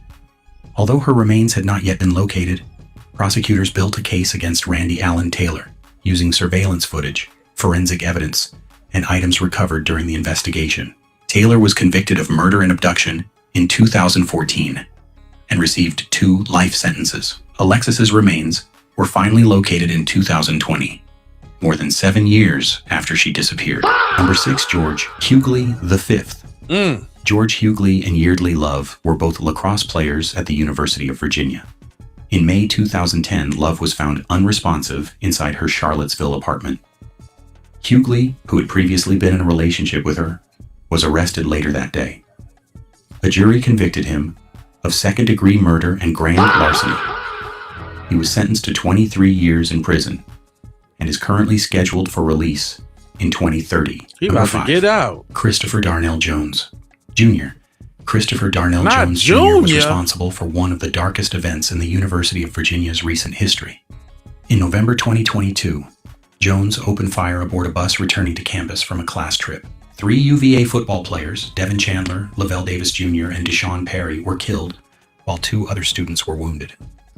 Jones pleaded guilty and, in November 2025, received 5 life sentences plus 23 years, the maximum punishment available under the plea agreement. Number 4. Monty Ralph Rissell. Monty Rissell is one of Virginia's longest incarcerated serial killers. During the 1970s, while still a teenager, Rissell committed a series of murders in the Alexandria area. He eventually admitted responsibility for killing 5 women. In 1977, at only 18 years old, Rissell was sentenced to 5 consecutive life terms. He became eligible for parole years later, but has repeatedly been denied release. Number 3. Charles Severance. For more than a decade, 3 seemingly separate murders created fear and uncertainty throughout Alexandria. Charles Severance was ultimately charged with killing Nancy Dunning in 2003, Ronald Kirby in 2013, and Ruth Ann Lodato in 2014. Prosecutors connected the cases through evidence that included witness accounts, surveillance recordings, and firearms analysis. Severance was convicted and sentenced to 3 life terms, along with additional prison time. Number 2. Jesse Leroy Matthew Jr. Jesse Matthew was convicted in 2 of Virginia's most heavily publicized missing person cases. Virginia Tech student Morgan Harrington disappeared after attending a concert in Charlottesville in 2009. 5 years later, University of Virginia student Hannah Graham disappeared after leaving Charlottesville's downtown area. Evidence connected Matthew to both cases. In 2016, he pleaded guilty to abducting and murdering Harrington and Graham and received 4 consecutive life sentences. In March 2026, Matthew was transferred from the Supermax Red Onion State Prison to Keene Mountain Correctional Center. Number 1. Lee Boyd Malvo. At number 1 is Lee Boyd Malvo, the surviving participant in the 2002 DC area sniper attacks. Malvo was 17 when he and John Allen Muhammad carried out a series of shootings that created widespread fear across Virginia, How many did they shoot Maryland, and how and many they Washington, killed, D.C. though? Malvo was convicted and received multiple life sentences in both Virginia and Maryland. Because he was a juvenile at the time, later changes in sentencing law made him eligible for parole consideration in Virginia, but his request was denied. Malvo remains in Virginia custody and was transferred from Red Onion State Prison to Keene Mountain Correctional Center in 2024. His Maryland sentences remain unresolved, pending resentencing proceedings. Oh, he ain't never getting out. He's a done deal then. He's out of there. He is out of there. No, I heard y'all though. Okay, that's cool. No, it's no big deal. We all family, man. You know, if it ain't right, you at liberty to say I'm doing this for y'all. Y'all Gucci, no disrespect. Y'all good. Anyway, let's go. Let's go to off-brand state. Let's do Oregon. I'm still looking for some good ones, but let's go Oregon. Let's see if they bat it out in Oregon. Let's see who cutting up down in Oregon. In this video, we will cover 10 notorious inmates in Oregon. Randall Woodfield, the I-5 killer, a former draft pick for the Green Bay Packers serving life plus 90 years. He was convicted of multiple murders in SA along the Interstate 5 corridor during the early 1980s. Damn. Though authorities link him to up to 44 deaths. Hunter Jesperson, the happy face killer. A former long-haul truck driver serving multiple consecutive life sentences at the Oregon State Penitentiary. He was convicted of murdering 8 women in the early 1990s. Damn, 8? And earned his moniker by signing confessions to journalists with smiley faces. Kipland Kip Kinkle, serving a 111-year sentence without the possibility of parole at the Oregon State Correctional Institution. In 1998, at 15 years old, Kinkle murdered his parents before carrying out a mass shooting at Thurston High School in Springfield, killing 2 students and injuring 25 others. Christian Longo, a former high-profile fugitive who was captured in Mexico after murdering his wife and 3 young children on the Oregon coast in 2001. Formerly on death row, his sentence was commuted to life without parole. Dayton Leroy Rogers, the Malala Forest killer, convicted of the systematic torture and murder of 7 women in the 1980s. Wow. Following the dismantling of death row, his 5 death sentences were overturned, and he was officially resentenced to 6 consecutive life terms without parole. Bradley Morris Cunningham, serving a life sentence at the Oregon State Penitentiary for the brutal 1990 bludgeoning murder of his ex-wife, Cheryl Keaton. The high-profile case and subsequent trial became the subject of true crime author Ann Rule's best-selling book, Dead by Sunset. Richard Lawrence Marquette, one of Oregon's oldest inmates. Marquette was sentenced to life in 1975 for a series of grisly dismemberment murders targeting 3 Portland area women. He holds historical notoriety as the first ever 11th name added to the FBI's 10 most wanted list. Bruce and Joshua Turnage, a father and son team serving permanent life terms without parole for orchestrating the 2008 Woodburn bank bombing. Motivated by anti-government ideologies, they planted a device that killed 2 law enforcement officers and severely injured a third, Randy Lee Guzek, convicted of the horrific 1987 double murder of a Central Oregon couple during a home robbery.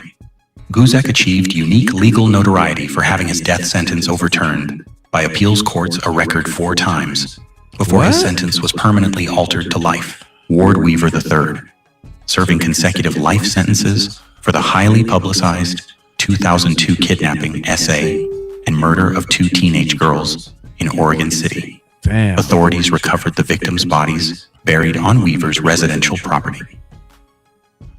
Damn. Well, I mean, I guess in this video, I would say Oregon right now, because Oregon was really short. Now, you know, that doesn't obviously mean that they have any more, any less than any other state, but as I guess as far as high profiles go and this type of content, that was like the shortest one so far. The 10 states, that was 10 most dangerous states. That was it.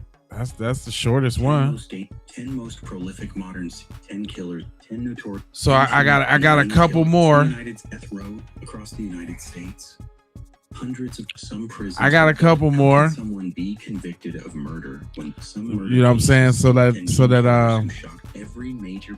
This video will we can close out strong. In 2010. Oh yeah. This video will cover. Now while we watching criminals and seeing who doing what, let's see.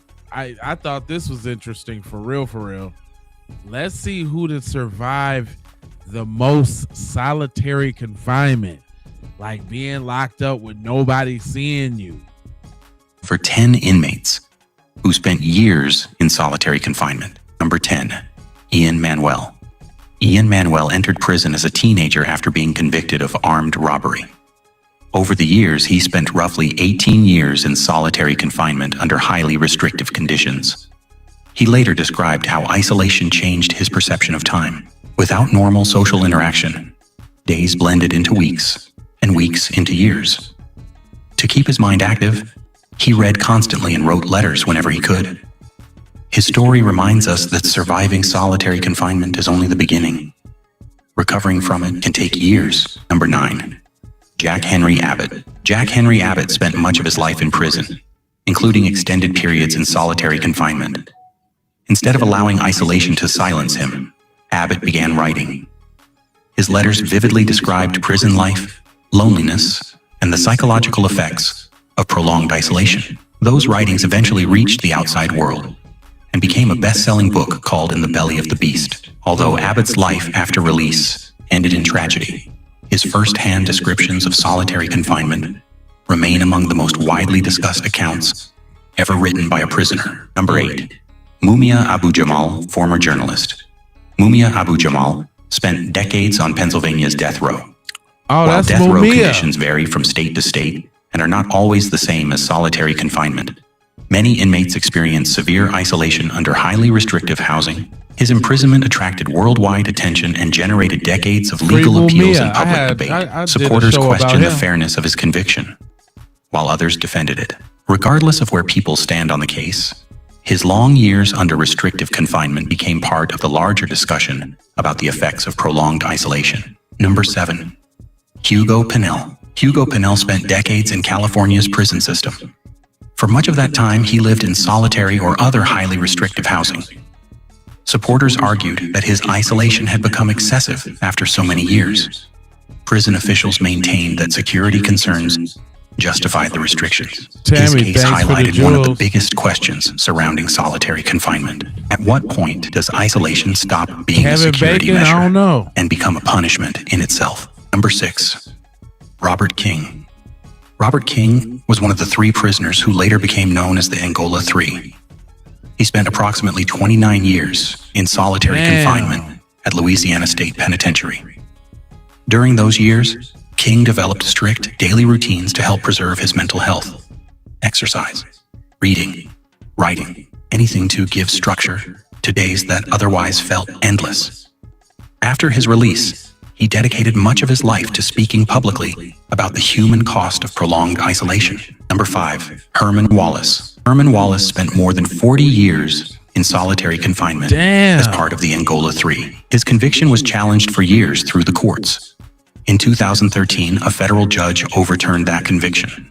Wallace was released, but only days before he died from liver cancer. His case became one of the most widely cited examples in debates over long-term solitary confinement in the United States. Number 4. Thomas Silverstein. Thomas Silverstein spent approximately 36 years in near-total isolation inside the federal prison system. After multiple murders committed while incarcerated, officials placed him under one of the strictest control measures ever used in an American prison. He spent nearly every day alone in a specially designed cell with extremely limited human contact. Supporters of these restrictions argued they were necessary for the safety of staff and other inmates. Critics questioned whether decades of isolation carried psychological costs that extended beyond its security benefits. Silverstein's case remains one of the most extreme examples of long-term segregation in U.S. prison history. Number 3. Leonard Peltier. Leonard Peltier spent decades in federal prison before his sentence was commuted in 2025. During his incarceration, he experienced extended periods of restrictive housing, though not continuous solitary confinement for decades. His imprisonment became internationally known because of the ongoing legal and political controversy surrounding his conviction. His case demonstrates that even when inmates are not continuously held in solitary or repeated periods of isolation, can become part of a much longer prison experience. Number 2. Albert Woodfox. Albert Woodfox spent nearly 44 years in solitary confinement as part of the Angola 3. That extraordinary length of time is among the longest well-documented periods of continuous solitary confinement in American history. Woodfox consistently maintained his innocence. Over the years, his conviction was reviewed multiple times through the courts. In 2016, after decades of legal battles, he accepted a plea agreement that allowed him to leave prison. Following his release, he wrote about the importance of maintaining hope despite decades of isolation. His story has become one of the best-known examples in discussions about solitary confinement. Number 1. The Angola 3, Albert Woodfox, Herman Wallace, and Robert King are collectively remembered as the Angola 3. Together, they spent well over 100 years in solitary confinement. Their cases drew international attention from journalists, legal experts, and human rights organizations. Many advocates argue that prolonged solitary confinement can have severe psychological effects, especially when it continues for years. Correctional officials have often responded that segregation can be necessary to protect inmates, prison staff, and overall institutional security in certain high-risk situations. The debate continues today. What is clear is that the Angola 3 fundamentally changed public awareness of solitary confinement in America. Their stories remain central to conversations about prison reform, human rights, and the limits of isolation as a correctional practice. Damn. Some of that's just wrong. I can understand going to jail, but God, let the boy out. Come on. Do they get visitation in solitary confinement? Like, and then if the cell is whack, just imagine what solitary is like. Somebody mentioned North Carolina in the chat. So let's see what the most notorious inmates on North Carolina's death row be about. This ought to be interesting. It's on death row. In this video, we are going to look at 10 of the most notorious. Henry Louis Wallace, dubbed the Taco Bell Strangler, Wallace is the state's most prolific serial killer. He was sentenced to death in 1997 for the brutal murders of 11 young women in the Charlotte area over a 22-month span. Blanche Taylor Moore, one of only 2 women on the state's death row. Moore is North Carolina's most famous serial poisoner. Convicted in 1990 for killing her boyfriend using arsenic, she was also accused of poisoning her husband, her father, and another boyfriend. She is 93 years old. Mario Andretta McNeil. McNeil was sentenced to death in 2013 for the highly publicized kidnapping and murder of 5-year-old Shania Davis in Fayetteville. The horrific nature of the case gripped national media and resulted in the state Supreme Court upholding his capital execution status. Jerry Connor, convicted and sentenced in 1990. Connor remains on death row for a highly publicized double homicide in Gates County, where he attacked and murdered a convenience store worker and her mother. Jane Allen Laws, sentenced in 1985 for killing 2 men with a claw hammer in Davidson County. Laws has been waiting on the state's death row longer than any other active inmate. Arlette Parker, alongside Blanche Moore. Parker is one of only 2 women on North Carolina's death row. She was sentenced to death in 1999 for first-degree kidnapping and the drowning murder of an 86-year-old woman she was caring for. Michael J. Braxton. Braxton is an active death row inmate who gained recent notoriety by recording a hip-hop track called Live on Death Row and co-authoring a book about life inside prison. He was sentenced to death in 1996 for killing a fellow inmate while already serving life sentences for other homicides. Andrew Ramsier. On May 24th, 2007, 19-year-old Ramsier committed an armed robbery at a convenience store/gas station in Statesville, North Carolina. During the robbery, he shot and killed 2 people, store clerk Jennifer Vincek and customer Jeffrey Peck. The entire incident was captured on the store's security surveillance cameras. Yaga Edward Gillard, convicted of a horrific 2016 double homicide, human trafficking, and SA at a Raleigh motel. His death sentence was officially reviewed and upheld by the North Carolina Supreme Court. Jonathan Richardson, sentenced to death in 2010 for the brutal 2006 kidnapping, SA, and murder of 4-year-old Tiani Vance in Johnston County. Damn, that was... North Carolina has over 120 inmates on death. North Carolina was kind of short. Somebody said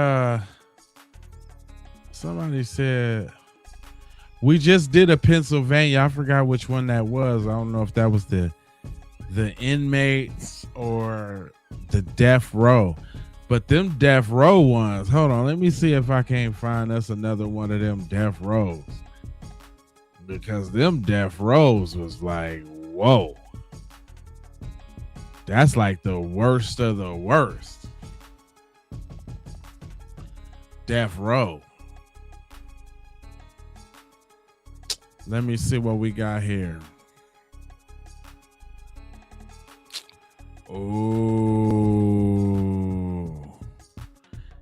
we didn't see what's up. Talk about an off-brand one for real. We didn't see what's up with Oklahoma.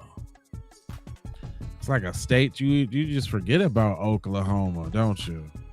Like, dang, there's a state, Oklahoma? Yeah, there's an Oklahoma, Tulsa, all that.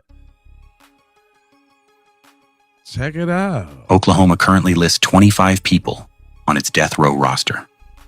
This is not a ranking.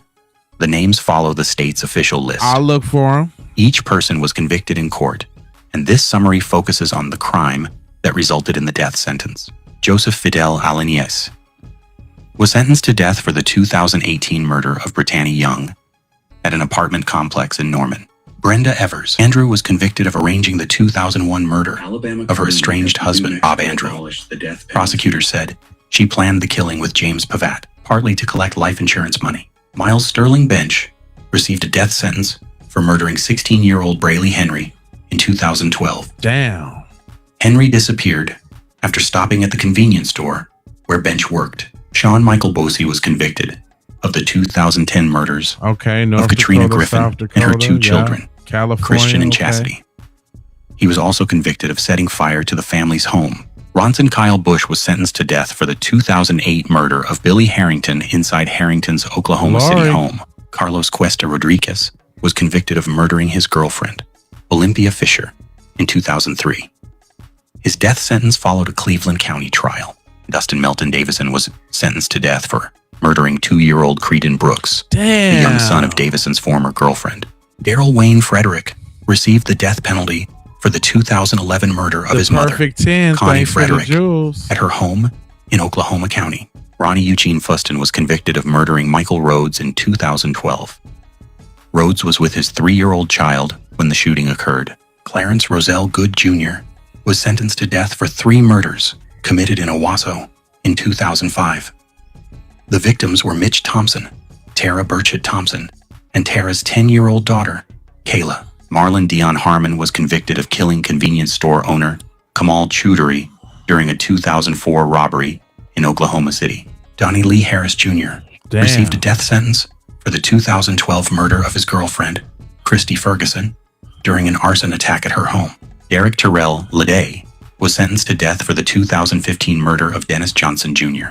Prosecutors said Johnson was killed in Oklahoma City before his body was moved to Pontotoc County.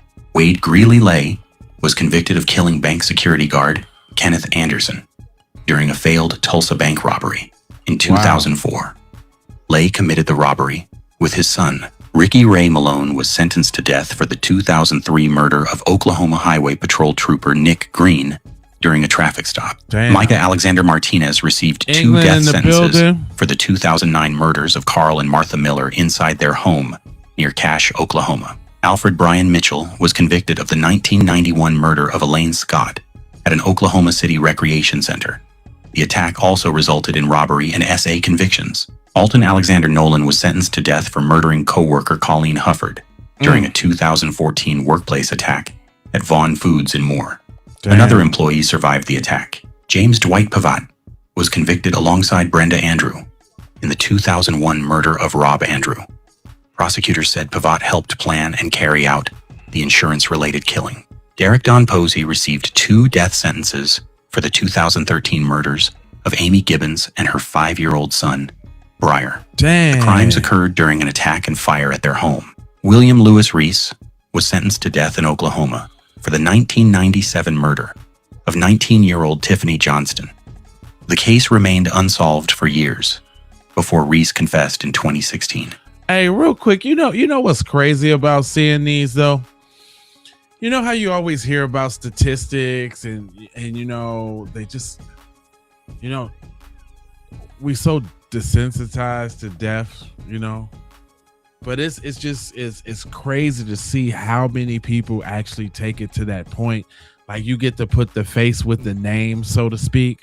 Like, oh my God, dude, you're a murderer. Not only did you murder one person, you did like 2 or 3, man. Like, gosh. James C. Ryder was convicted of murdering Daisy and Sam Hallam in 1999. He received a death sentence for Daisy's murder and life without parole for Sam's.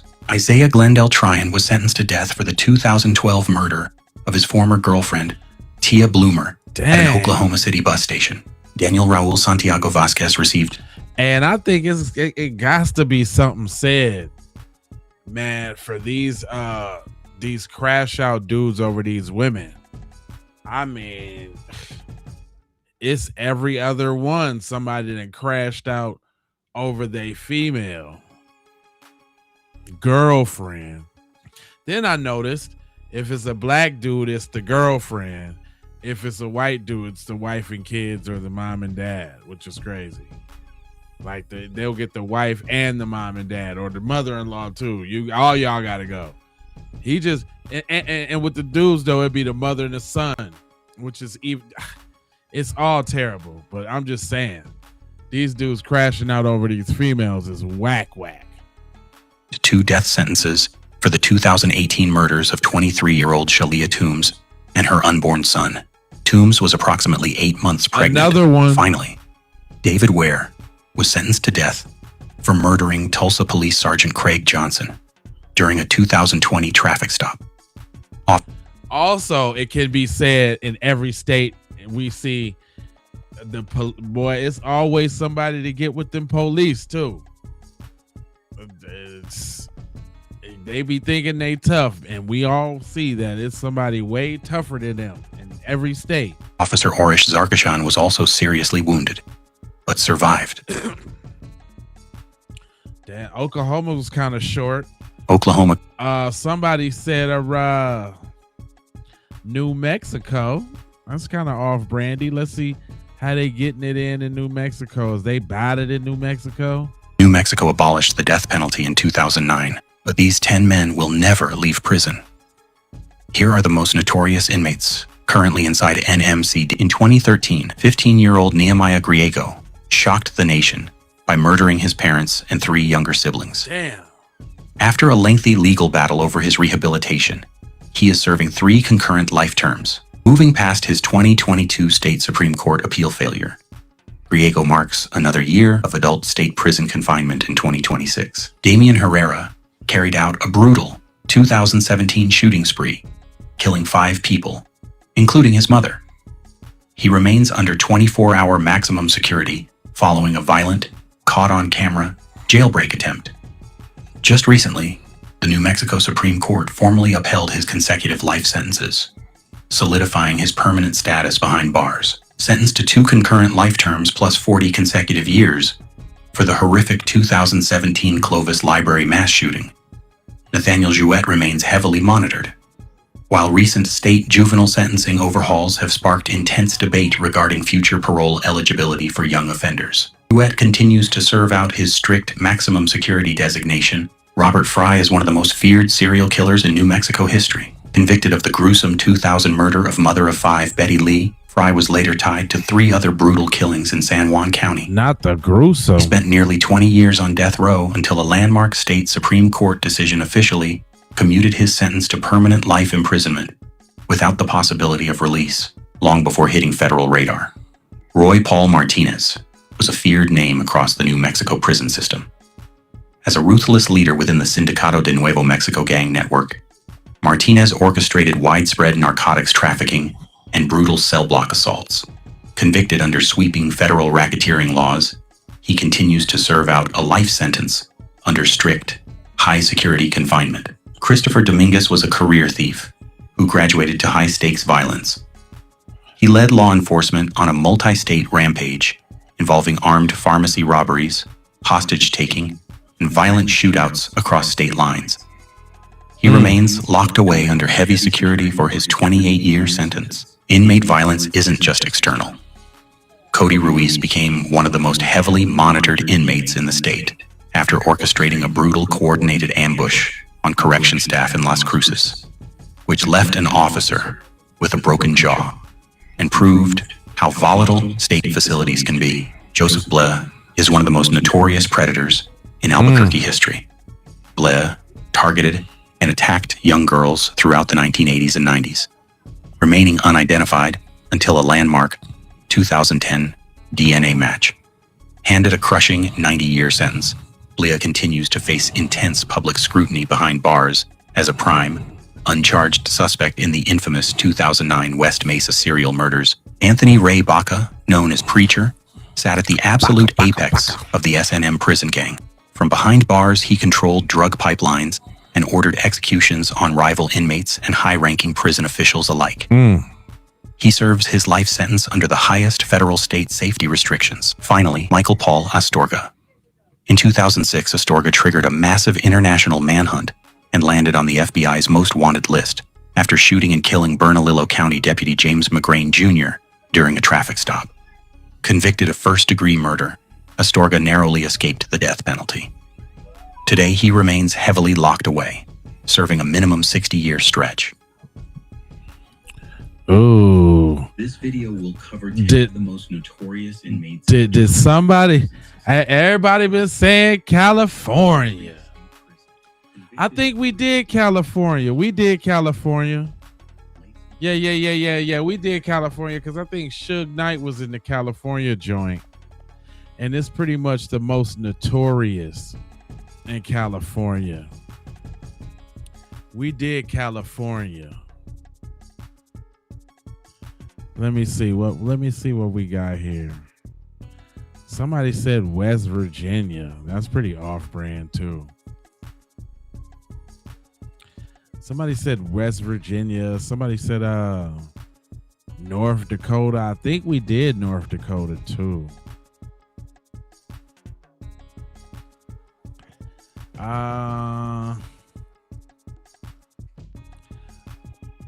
Let me see what I got good. Okay.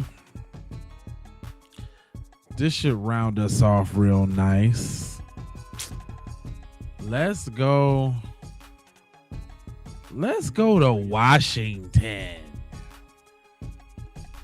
Let's see what's popping in Washington. Yeah, they got a Utah. I actually see it was something somebody said that I didn't even see. Texas, they got one for Texas. But let's check the Washington out. The most notorious in Washington. Okay. Let's check it on out. Inmates in Washington state prisons. Washington's prison system houses some of the most infamous convicted killers in American history, from serial murderers to perpetrators of crimes that shocked the entire state. Here are 10 notorious inmates currently serving sentences under the Washington Department of Corrections. Number 10, David Lewis Rice. On Christmas Eve in 1985, Rice entered the Seattle home of attorney Charles Goldmark and killed Goldmark, his wife Annie, and their 2 children. Rice mistakenly believed the family was connected to a political conspiracy.